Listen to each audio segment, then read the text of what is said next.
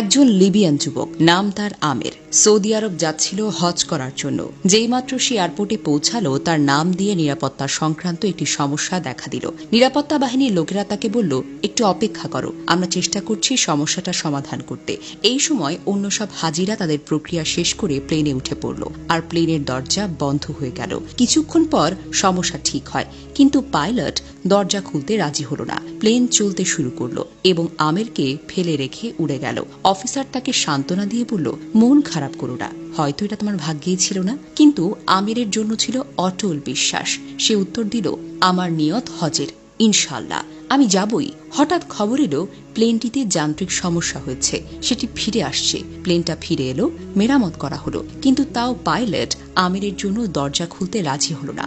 Officer আবার বলল, হয়তো তোমার ভাগ্যে নেই। কিন্তু আমির ছিল দৃঢ় প্রতিজ্ঞ, স্থির ও দৃঢ়চেতা। সে বলল, আমার নিয়ত হজের, ইনশাল্লাহ আমি যাবই যাব।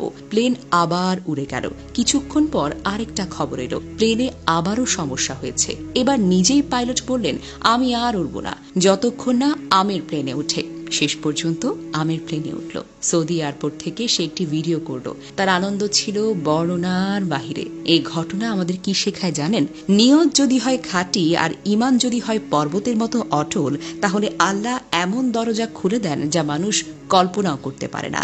আমিরের মতো একজন সাধারণ যুবক, যার নামের কারণে প্লেনে ওঠা আটকে যায়, যে 3 বার অপমান, ব্যর্থতা আর প্রত্যাখ্যানের পরেও বলে, আমার নিয়ত হজের, ইনশাল্লাহ আমি যাবই যাব, তাহলে এটা কেবল কথা নয়, এটা হলো ঈমানের ঘোষণা। আল্লাহ বারবার প্লেনের গতি থামিয়েছেন, পরিস্থিতি উল্টে দিয়েছেন, শুধু একজন বান্দার অটল নিয়তের কারণে।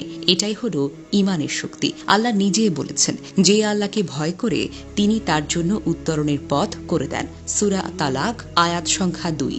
আল্লাহ যার জন্য যা চান তার জন্য সহজ করে দেন। সূরা আলা আয়াত 8। তাই আমাদের উচিত পথ যত কঠিন হোক বিশ্বাস হারানো নয়, বরং আরো বেশি দোয়া, আরো বেশি দৃঢ়তা। ফলাফল নয়, নিয়ত ঠিক করাটা জরুরি, কারণ নিয়ত খাঁটি হলে ফলাফল আপনা আপনি চলে আসবে।